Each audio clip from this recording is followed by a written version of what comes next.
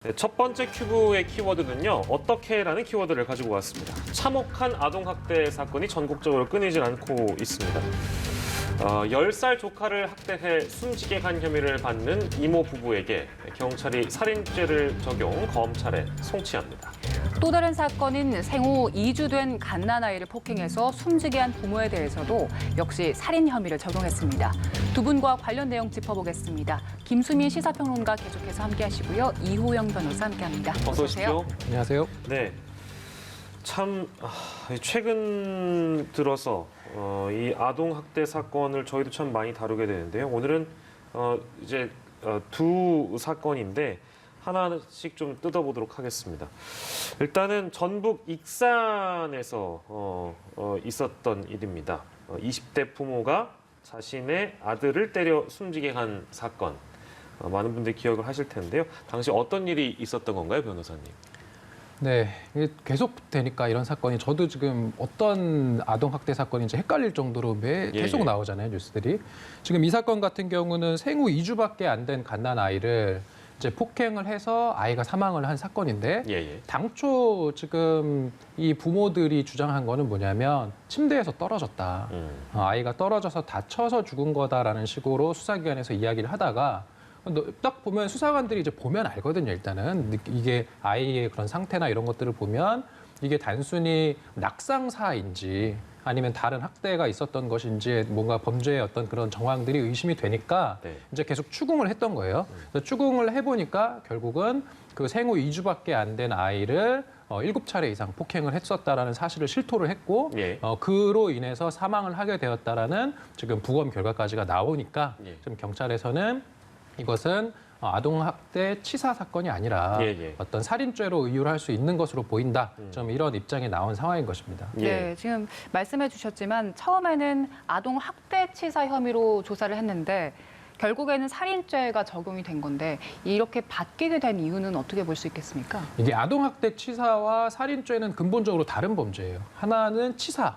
그러니까 아동을 학대만 하려고 했는데 결과적으로 아이가 사망에 이른 것이라서 법률적으로는 과실범이라고 합니다. 그러니까 고의로 인한 그런 범죄가 아니라는 것이고 그다음에 살인죄 같은 경우는 사람을 살해할 고의를 가지고 어떠한 행위를 해서 실제로 피해자가 사망에 이르면 이제 살인죄로 처벌할 수 있는 건데 그 양죄는 그러니까 범죄의 구속 요건이 전혀 다른 거죠. 하나는 살해의 고의가 있어야 되는 거고 하나는 없어도 되는 거고 이런 상황에서 대개의 아동학대 이제 사망 사건 같은 경우 항상 그 가해자들이 하는 반복되는 패턴이 나는 죽일 고의는 없었다. 그냥 아이를 뭐 몇 대 때린 것인데 아이가 죽은 거다. 결과적으로 이렇게 이제 많이들 항변을 하는데 최근에 뭐 정인이 사건도 있었지만 실제로 어떠한 그 살인죄의 고의를 인정을 하는 데 있어서 내가 구체적으로 이 사람을 정말로 지금 당장 죽여야 되겠다라고 죽이는 것만 고의가 아니라 내가 이렇게 사람을 때리면 이 사람이 크게 다쳐서 결과적으로 죽을 수도 있다라는 것을 알 수 있잖아요.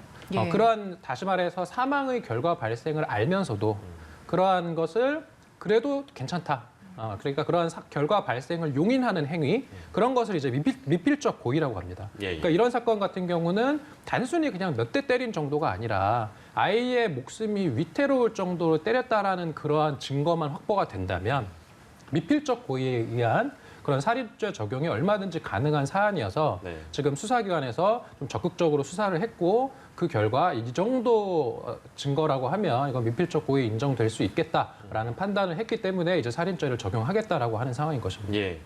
누가 봐도 참 끔찍한데 이 가해를 한 부모나 이 어른들의 어떤 반응이라는 것이 한결같습니다. 변호사님 말씀대로 훈육이었다, 고의가 아니었다. 많은 국민들이 이제 분노를 하고 있는데요. 아까 잠깐 그래픽에서도 나왔습니다만 사망 전에 이상 증세를 보였기 때문에 병원에 데려갔으면 됐을 텐데 또 그러지 않았다면서요, 평론가님? 네, 그렇습니다.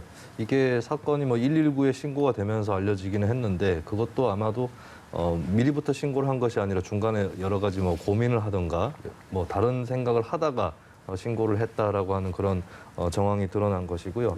이 요즘에는 이제 디지털 포렌식 이런 절차들을 또 밟아서 사건 당시에 무슨 일이 있었는지 파악을 할 수가 있는데 특히 휴대전화라든지 컴퓨터라든지 이쪽에서 어떤 일을 이 가해자가 했는지가 드러날 수 있는 거거든요. 그래서 그때 무엇을 인터넷으로 검색을 해봤느냐 이런 것까지도 나올 수 있는 것이 요즘의 수사 환경입니다. 근데 그것을 통해서 파악을 해본 결과 뭐 그 비슷한 사건이죠. 물구문으로 인한 그 아동 학대 내지는 아동 그 살인 사건에 대해서 검색을 해봤다든가 또 멍을 빼는 방법 이런 것들을 검색을 해봤다고 해요.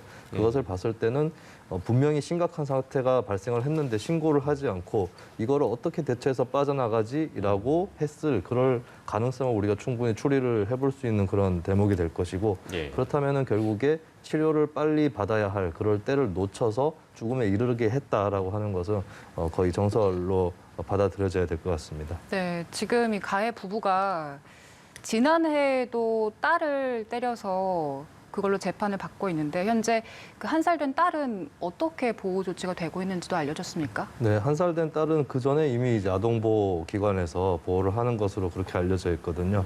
이런 부분도 재판에서 충분히 참작이 될 가능성이 있겠죠. 그러니까 평소에도 이번에 숨진 아이 외에도 그 전에 다른 아이도 폭행을 심각하게 했었고 학대했었다라고 하는 것 이것이 충분히 뒷받침이 될 수가 있겠습니다. 그것 하나만 가지고 새로운 범행이라든지 최근의 범행에 대해서 완벽하게 입증은 못하겠지만 흔히 이제 법정에서 이 가해자가 피고가 이런 사람이었다, 이런 전력이 있다.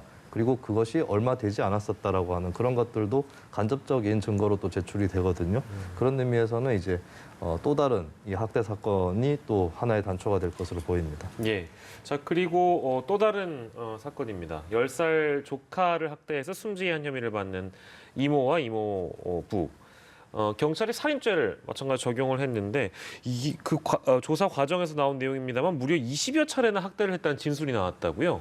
지금 경기 남부경찰청에서 이제 밝힌 사실인데 보면은 지금 이 피해자가 사망하는 과정에서 그 범행의 방법이라는 게 거의 물고문을 연상시키는 방법이거든요. 아이의 머리를 잡아서 욕조에 물에 넣었다 뺐다 이것을 계속 반복했다라는 것이고 그뿐만 아니라 이제 이 사망하기 이전에 20여 차례나 학대했다라는 진술이 이제 조사를 하다 보니까 나오는 거예요, 계속. 그래서 이러한 진술이 나오는 그런 상황이어서 지금 이 부부에 대해서는 결국 경기 남부청의 그런 방침은 이 정도면은 이거는 살인죄 적용 얼마든지 가능하다라는 것이고 이렇게 살인죄가 적용이 되면 그 형량은 당연히 올라갈 수 있죠. 지금 아동학대 치사 같은 경우는 그 형량이 무기 또는 5년 이상의 징역이고요. 그다음에 살인죄 같은 경우는 거기에 이제 사형이 추가돼요. 사형, 무기 또는 5년 이상의 징역.